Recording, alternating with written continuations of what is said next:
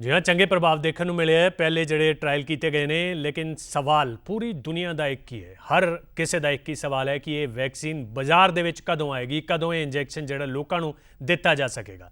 Human trial ਕਰਨ ਵਾਲੀ team ਕੀ ਕਹਿੰਦੀ ਹੈ, ਉਹਨਾਂ ਨਾਲ ਗੱਲਬਾਤ ਕੀਤੀ ਸਾਡੇ ਸਹਿਯੋਗੀ अंकुर सैनी ने।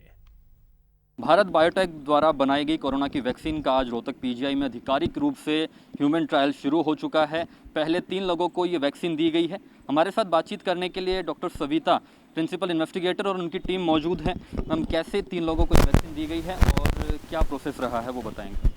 हम लोगों ने 14 तारीख को इन वॉलंटियर्स को बुलाया था। हमने 6 लोगों को बुलाया था और उनकी हमने जांच करी और उनकी जांचें दिल्ली भेजी गई थी और कल शाम को उनकी रिपोर्ट्स हमारे पास आ गई थी। उन 4 में से 3 लोग नॉर्मल पाए गए थे, तो उन 3 को हमने आज कॉल करके बुलाया था और उनकी पहले हमने प्रारंभिक जांच करी। जब सब कुछ नॉर्मल था तो उनको हमने ये 0.5 ml इंजेक्शन लगाया है इंट्रामस्कुलरली आर्म के ऊपर और उसके बाद उनको 3 घंटे तक हमने अपने पास ऑब्ज़र्व किया और 3 घंटे में उनको सब बिल्कुल ठीक ठाक थे। वो किसी प्रकार की कोई प्रॉब्लम नहीं आई। जैसे कई बार क्या होता है कि जहाँ हमने इंजेक्शन लगाना होता है उस साइट पे दर्द हो सकता है, लाली आ सकती है या सूजन हो सकती है, तो वो बिल्कुल कुछ प्रॉब्लम नहीं हुई और कई बार कुछ एलर्जिक रिएक्शंस हो जाती हैं।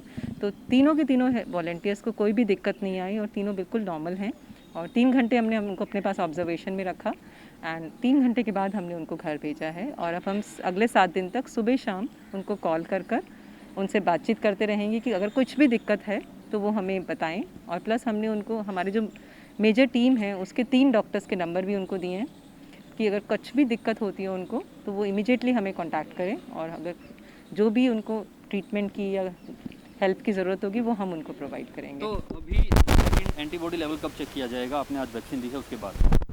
आज हमने पहली डोज दी है वैक्सीन की और 14 दिन के बाद हम दूसरी डोज देंगे। तो हम 14 दिन पे भी ब्लड सैंपल लेंगे और उसके बाद 28 दिन पे लेंगे, फिर हमने 42 दिन पे लेना है। तो हम अगले 6 महीने तक उनके टाइम पे ब्लड सैंपल लेते रहेंगे और उनमें उनके एंटीबॉडी लेवल्स चेक करेंगे। मेन एंटीबॉडी लेवल 28 दिन पे या 42 दिन पे हमें आइडिया लग जाता है कि कितना कितना अच्छा रिस्पॉन्स है। आपने फेज डिसाइड किए हुए हैं, तो वो एज ग्रुप क्या है? कौन कौन सी एज ग्रुप के लोग इस ट्रायल में हिस्सा ले सकते हैं और वो फेज़ में कितने, कौन सा फेज़, उसमें कितने लोग? पहले फेज़ में जो एज ग्रुप है वो है 18 से 55 और इसमें जैसे हमने पहले भी बताया था हमने 375 लोग लेने हैं और जब इनमें सब कुछ ठीक आता है तो हमने एज ग्रुप को थोड़ा बढ़ाया है। फ़ेज़ 2 में हम लोगों ने 12 साल से लेकर 65 साल तक के लोगों को इसमें एनरोल करना है। वॉलंटियर की डेथ हो जाती है इस ट्रायल के दौरान, तो क्या उसको कोई कंपनसेशन दिया जाएगा या सरकार की ओर से कोई इंश्योरेंस पॉलिसी कवर की गई है? देखिए, पहले तो ऐसा होता है कि जब तक सेफ्टी स्टडीज़ पहले ना हो जाएं, जिनको हम प्री क्लिनिकल सेफ्टी स्टडीज़ बोलते हैं, तब तक आदमी में ट्रायल शुरू नहीं होता है। तो इसमें एनिमल स्टडीज़ में अच्छी सेफ्टी देखने को मिली, इसीलिए हमने इसको इस लेवल तक लेके आए कि फ़ेज़ 1 स्टडीज़ आदमियों के अंदर शुरू हो चुके। तो सोचना ये चाहिए कि शायद ऐसी प्रॉब्लम ना हो, लेकिन हम ये कहें कि ऐसी हो ही नहीं सकती, ऐसा नहीं है। कई बार अनएंटिसिपेटेड अनएक्सपेक्टेड प्रॉब्लम्स आदमी में हो सकती हैं, क्योंकि आदमी चूहे की तरह बिहेव नहीं कर सकता है। तो उसके लिए प्रोविजंस होते हैं, पेशेंट को संभालने के भी प्रोविजंस होते हैं। लेकिन अनफॉर्चुनेटली जैसे आपने कहा, कभी किसी रेयर सर्कमस्टांस में यदि किसी की डेथ हो जाती है तो हमारी सरकार ने इसके नियम निर्धारित किए हुए हैं। शेड्यूल वाई और ड्रग्स एंड कॉस्मेटिक्स रूल्स होता है, उसके अंदर एडिक्वेट प्रोविजंस हैं इस तरह की कॉम्पनसेशन देने के।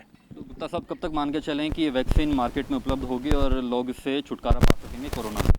इसकी देखिए, यदि ये कहना कि पक्का कोई डेट हम डिसाइड करें, ऐसा नहीं हो सकता है। रीज़न बीइंग के पैसे कैसे पेशेंट जो है ट्रायल में रजिस्टर करेंगे, फिर कैसे उनका डाटा होगा, फिर इस डाटा को एनालाइज़ किया जाएगा, फिर फ़ेज़ 1 के बाद फ़ेज़ 2 शुरू होगा, फिर फ़ेज़ 3 शुरू होगा। तो इन चीज़ों में समय तो लगता है, लेकिन हमें उम्मीद ये पाई जाती है कि हम भी अपना काम जल्दी से करने की कोशिश करेंगे। और सरकार के इस वक्त नियम ये हैं कि जो भी रेगुलेटरी एजेंसीज़ हैं वो आजकल ऐसी चीज़ों की फ़ास्ट ट्रैकिंग कर रही हैं, तो जो रेगुलेटरी परमिशंस हैं वो जल्दी से जल्दी मिलेंगी। तो ये कोशिश की जाएगी कि बहुत जल्दी इसको फ़ेज़ 3 के बाद ही मार्केट में लाया जा सकता है, उससे पहले नहीं लाया जा सकता। तो मेरी उम्मीद ये है कि चंद महीनों में ये हम फेजेस कंप्लीट कर पाएँ और हमें अप्रूवल्स मिल जाएंगी, तो ये कंपनी जो है इसको मार्केट में लेके आ सकती है।